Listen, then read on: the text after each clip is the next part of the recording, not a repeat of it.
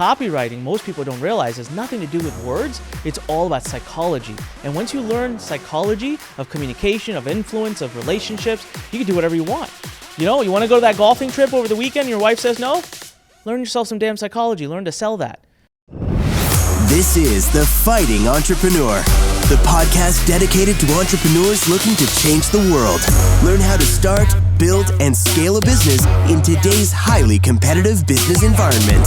Here's your host, The Fighting Entrepreneur, Anik Singal. What's up, you crazy fighting entrepreneurs? This is Anik Singal, and this one is for all you lazy entrepreneurs, right? So this is our TLDL. Here's what's happening. Just a few days ago, I sat down and did a full episode where Jeremy Belotti, our lead transformation coach at Lurn, grilled me on copywriting, and we dropped the URL. You ready? lurn.com/copy. That's all I'm going to say. You got to go to the URL. It's really cool, okay? Go check it out. Go answer the couple questions and get in early on something happening. But anyways, so this episode is going to be a synopsis. We're going to chop it down. We're going to make it shorter so you can learn the key things that we talked about on that episode. So let's go learn about copywriting at its core and how I've sold over $200 million using copywriting. Why copywriting? Maybe you're thinking that. You're like, well, why copywriting and what role does it play? Anik, you keep talking about copywriting. You're the best in the world at it. We want to know from you, why copywriting? All right, why copywriting? Listen, when I started my career, or I tried to start my career as an entrepreneur a little over 15 years now, 16 almost years ago, man, I tried everything. There was no lack of hustle. I was working hard. I was hours a day trying every single different thing I could find on a forum. And I just was not making it. I mean, nothing. 18 months of just slogging away and not like a dollar to call to my name for it. I was really frustrated. During that 18-month process, there was a point at which someone introduced me. There was a guy on the forum, felt bad for me. He said, let me introduce you to someone who may be able to help you. I used to be in a student-related niche back then. And he said, I know this guy who also talks to parents of students. He said, he talks to parents. Now, maybe you're trying to sell your product to the wrong people. Students don't want to buy your stuff, but maybe parents who are paying for them to go to college would. Anyways, long story short, he introduces me to the person. This person writes back, says, hey, sorry, kid, I can't really help you. I talk to parents of infants and toddlers, not college kids. So it was really a big burst of my bubble. Like, I really thought that was my last opportunity to get someone to help me.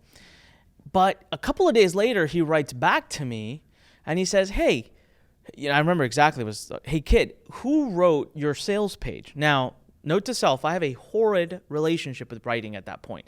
That was the first D- I ever got in school. I had PTSD from my English class in high school. I hated it. I hated writing. But I was broke. So when I was trying to start my business, I didn't have a choice but I had to write my own pages and stuff. So I did the best I could, even though I hated every second of it. So when he asked me this question, it was an immediate like, holy crap, oh my God, what's going to happen? And so I thankfully responded honestly, and I said, hey, it was me. And then I immediately went to defensive mode. I was like, I know, it's not good. I have to improve it, blah, blah, blah. Anyways, he's like, actually, thought it was pretty decent. The brother of the world's #1 copywriter is begging me to learn copywriting from him. I would be dumb to say no.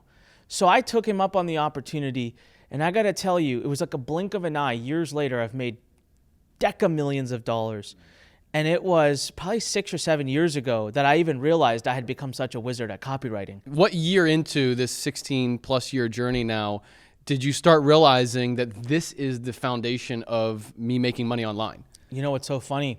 It probably wasn't until 7, 8, 9 years in that I actively realized it. Subconsciously, of course, it was the one thing, till this day, people ask me, Anik, who writes your copy? 90% of my copy I write myself still till this day because it's that important and I love doing it. I don't like writing. I hate writing.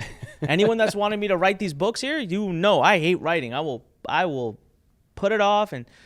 But copywriting, it's not about writing. That's the thing. And once you understand that, you start to enjoy it. And once you have the formula that we give in today's podcast and that I deliver week over week after on my 6-week workshop, once you master that, it's easy. It's just like a conversation.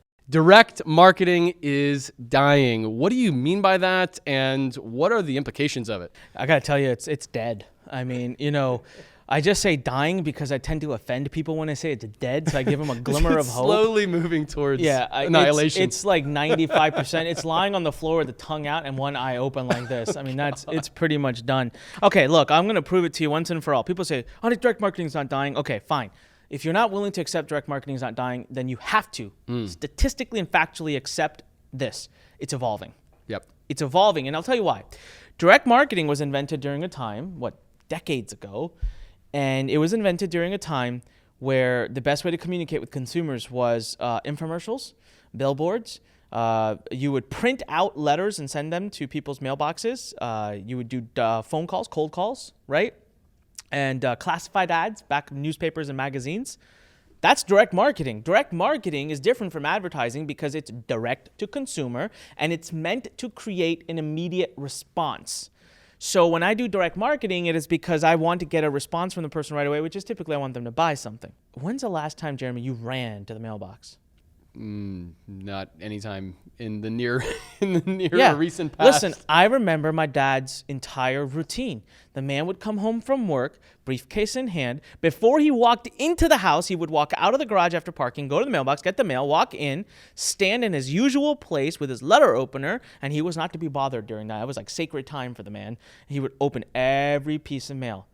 You know what? I check my mailbox maybe once every 10 to 14 days, only because if I don't, the mailman gets really pissed off and leaves notes at the door. It gets flooded. Yeah, like all because this it's mail. like huge. I've actually had notes on the door, like Mail "Can you on the please floor. empty your freaking mailbox." So that's why I go, because I don't want to piss off the mailman or woman. I don't know who they are, but they are very cranky. So I go get all this mail, and I'll tell you right now, before I even reach my garage, I have this big dumpster in my garage, right? 70% of it is thrown in the trash. It's nonsense. I don't need it. And it's cost that company so much money. It's just not needed. So here's the deal. Microsoft did a study in 2015. This is the final sucker punch for all of you who don't want to agree that direct marketing is dying. Microsoft did a study in 2015, and it's so embarrassing. I feel sad for us as a human society. They found that a human's average attention span is now at 8 seconds. Goldfish have 9 seconds. That's good to know. That's good to know. We're yeah, really on par with the there we go. evolutionary progress. You know why?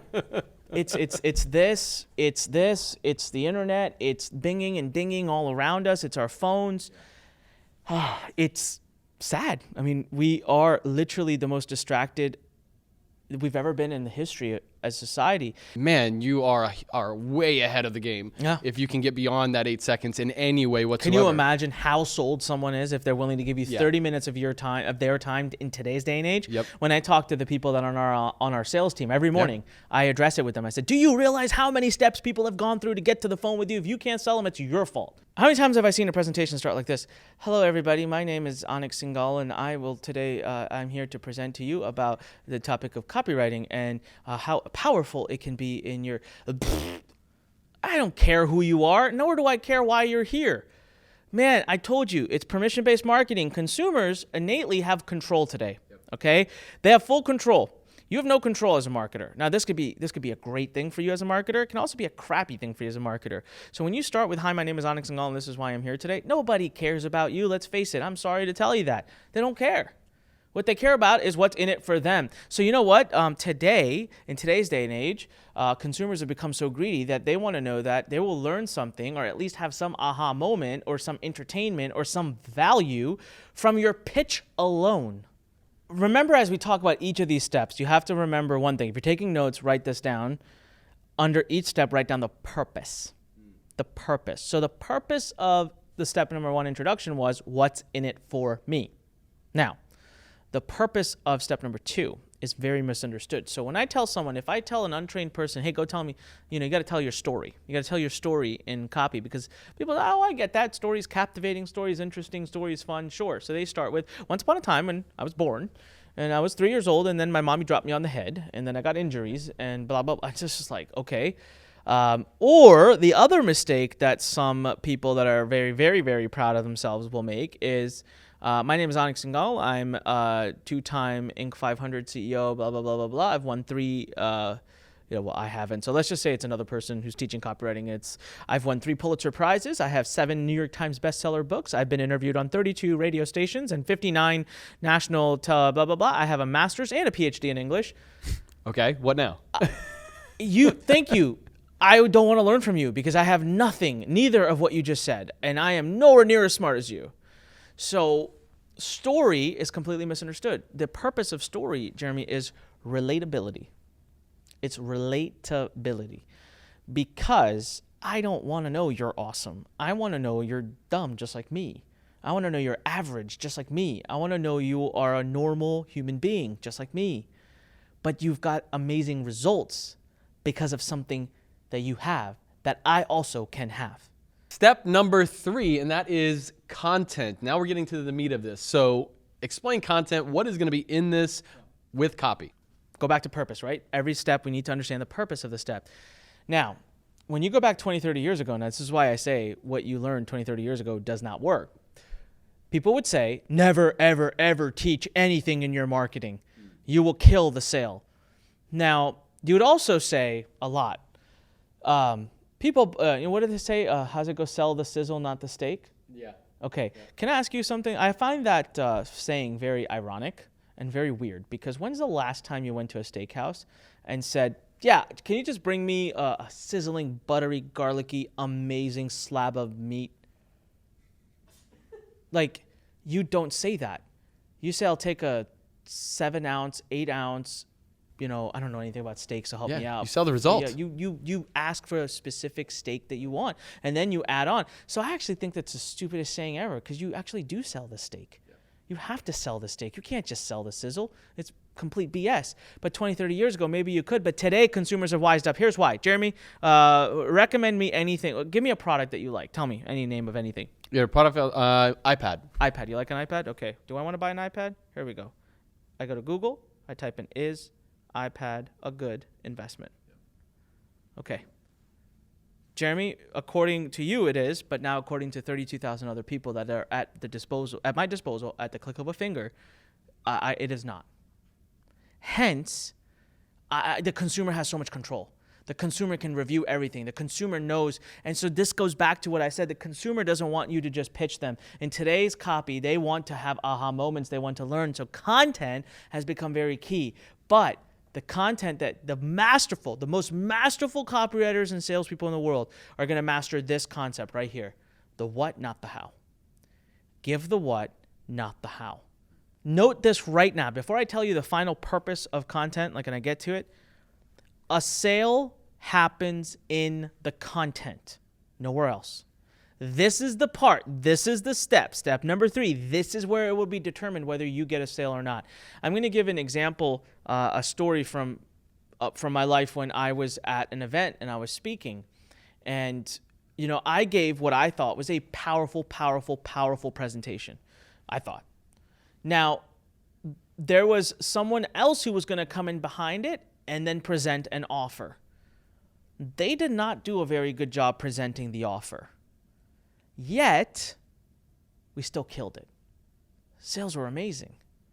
It's because the sale happens in the content. And the reason and how it happens, and this is where the masterful part comes, can you create aha moments with the what without giving the how? The transition. So we've talked about the introduction, the story, the content. Now we're transitioning. What does that look like? Sure. Okay. So for most people, this is what it looks like. They're super energetic during the training. So they're like, all right, guys, now step number 5 is blah, blah, blah, blah, blah, blah, blah. Yes, all right, and da-da-da-da. And okay, ladies and gentlemen, so that brings us to the end of our presentation. And now I would like to tell you about this this product that we have that's it's really, really awesome. And ooh. You guys all laugh right now, but do you know how many presentations I watch that do this? And it's because the person is scared of selling. That's all. They're nervous about going into a moment of awkwardness where asking for money is awkward. Yeah. All right. Most people feel awkward about it. I don't. You don't. Yeah. But do you think it's also a way of the way that they structure it? It's literally like, okay, here's this, this, this, and this, and then here's when I sell. Yeah, it's exactly because they feel like they have to do that, right. And then you're actually telling the other person like, okay, I'm done giving you value, so now you can leave. Buy from me. And now I'm just going to take your time to pitch you something. So that doesn't work, but that's how most transitions look. Transitions will almost always be the shortest part of your presentation. And I always tell you this: if you are new to selling, and if it does make you uncomfortable, a lot of people who are great teachers at heart innately are uncomfortable with selling. I get it. It makes sense. So what I always tell them is rip the Band-Aid, move in, move on. All right. The purpose of transition is very simple. If you've done a great job in step 1, 2, and 3, you've kind of developed a friendship with the person because you've been teaching them, training them, helping them learn something. They got, warm, fuzzy feelings towards you. And so it's, how awkward would it be, Jeremy, if we met, we're friends, we hang out sometimes, and if we met randomly one day and I was like, Jeremy, $32. It's an amazing pen, my friend. This pen will change your life. $32 right now. What's it going to be? Take it out right now. Come on. Pull out your wallet. I don't need a pen. Yeah. Well, beyond that, you would walk away from that being like, what the heck is wrong with that guy? Why Anik trying to sell me a pen? So it's awkward like that, right? So what happens is when you move into the part where you're going to ask someone for money, the other person's basically thinking, oh man, I thought we were friends. Now why do you want my money? Why are you asking me for stuff? So let's address the elephant in the room before it becomes an elephant. All right? So let's literally get to it. The purpose of transition is answer the why.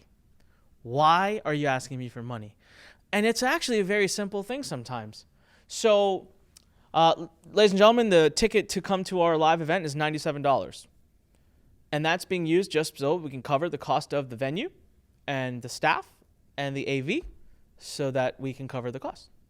Everyone says, oh, well, sure, no problem. Cost of this book, $15. No one ever asks, why is it 15? Well, duh, it's got printed, shipped, warehoused, took money. So when you're selling something that's coaching, consulting, that's digital, people tend to say, oh, come on, there's no hard cost to you.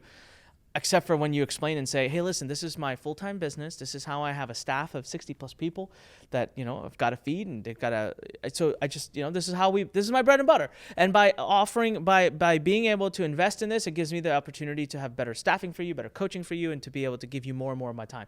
And usually people say, I get it. Step number 5. Now, this is, I'm sure you're going to say it, where a lot of people struggle. This is now the pitch. What is it that looks like?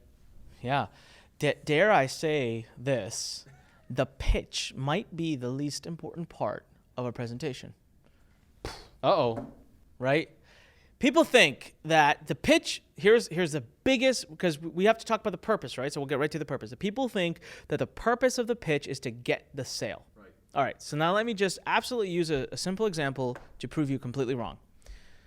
When you're watching a webinar, every single person who's listening to this has probably been on some webinar or has had that insurance salesman in their house sitting at the dining table. Man, that would be exhausting. Right? So so you're on a webinar. Please tell me something. Are you not expecting there to be a pitch? I've asked this question so many times in front of live audiences. 99% are like, of course there's going to be a pitch. We know there's going to be a pitch. Okay, great. You know that. We all know that.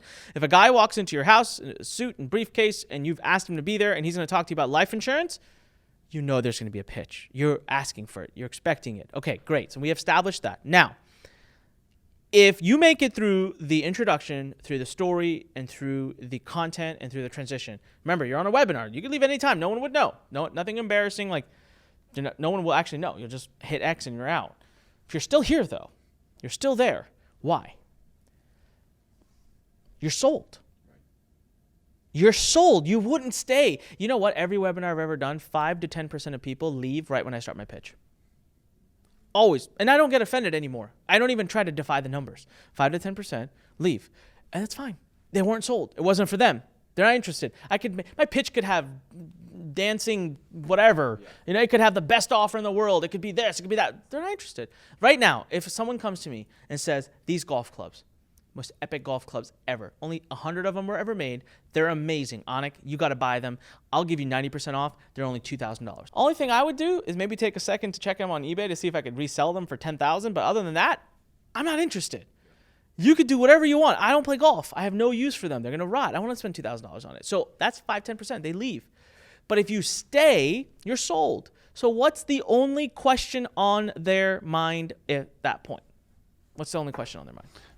What's the cost? How much? Yeah. That's it. Is what you give me back, is it worth 10 times what you're giving me? 100 times, 5 times, 50 times, whatever. So the purpose of a pitch is to build ridiculous value. That's it. Because if you do that, the person will say, geez, I really love the product. I love the concept. I really believe I can learn from this. And man, it's a great value. Like, how could I not do this? It's ridiculous. I'm going to do it. If I give $1, I get 10 back. So the purpose of a great pitch is confirm the sale. Anik, you're talking about this. You're recently announced that you are tripling down on being able to train and really make sure people understand copywriting and the value of it and how to execute it. What does that look like? All right. So next 12 months, starting today, I am really committing to this using a lot of resources, YouTube, this podcast, training classes I do. So far, the lowest cost product we've had where you could learn copywriting, which people have just loved, has been Copywriting Academy, which even that I dropped back by half in price. So it was $697. But to kick off this new thing we're doing for the next 12 months, I'm going to invest 6 weeks. It's actually probably going to be closer to 8 weeks probably, with some pre-training before the official 6 weeks starts, where we get on once a week live, and I'll do a ton of training. We'll record it all. Everyone who gets into it will have access to the recordings. I'll do live Q&A, live demonstrations, live reviews, and I'll walk everyone through details of the 5 steps. We're going to talk about each: emails, action pages, written sales letters, video sales letters, webinars. We're going to do sessions on all of them. And I'm only going to take 300 people into it. And I keep stressing the fact that people are like, oh, this sounds expensive, Anik's time and all. Yeah, usually anything with my time is super expensive. This one, for the entire package, the entire 6 weeks, the investment will be less than the cost of dinner for 2 at an average restaurant. And that's all I'm going to reveal right now. Yeah. The rest of it, if you want to learn more, what you can do is you can go to lurn.com/vote, LURN.com/vote, VOTE. And there's a couple questions there that are fun, and then fill them out, and then when you hit submit on the next page, you'll be given an opportunity to put your name in the hat for being one of the first people to know about this program when it releases. We don't have the exact date yet, but it's coming very soon. It's going to be this month. We're releasing this episode in June, so it'll be in June. If you're listening later, then it's already out and maybe gone. But it's a hard limit, 300 people. So probably going to hit that on the day one that we open it. And this is what I'm going to do now. For the next year, I'm going to constantly... Now, I don't know if I'll do this masterclass again. I will probably do it again, but definitely not at the same cost. So the first one will be just to kind of kick things off. More training, more courses. My next book is about copywriting. I'm going to double, triple, quadruple down. I want Learn Nation to master copywriting because I think that's what's going to set these entrepreneurs on fire. Guys, let's just do more together. And every opportunity you get to learn something, learn it. Learn copywriting. If it's not with me, then that'll make me sad, but at least I'll know you're learning it somewhere. Learn it from someone who knows interactive marketing.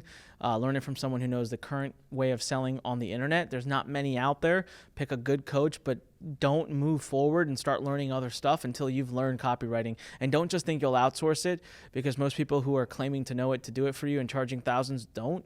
You need to learn it first yourself, because it'll completely change your life radically. It'll change who you are. Most people never believed that. 15 years ago, I was so shy and so nervous I couldn't stand up in front of my own friends and say my name. That's a true story. I got in trouble for it. Because I couldn't get up in front of my class of 7 people and say my name. And here I am today where I am. It's because the confidence that learning how to do copywriting and influence has built in my life.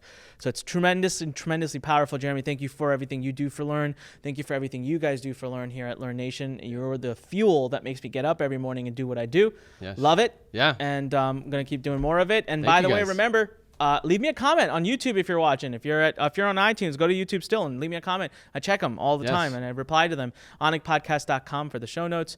And lurn.com/ and LURN.com/vote Vote. if you want to get in early on the Copywriting Masterclass. Well, if you want to hear about it early, can't get in early. 6 weeks of Masterclass. And yeah, awesome, thanks, man. Thank you guys for watching. Wait, all of you wait. fighting entrepreneurs. You get a chance. I was going to say it. Yeah. Exactly. I was going to say, like Anik always says, make sure you go out there. And when life pushes you, stand straight, smile, and push it the heck back. Boom. I got that. I crushed that. Broke my heart to hear someone else say it, but that was awesome. Yes. All right. All right, fighting entrepreneurs. We will see you on the next episode of The Fighting Entrepreneur. See ya. Thanks for listening to The Fighting Entrepreneur with your host, Anik Singal.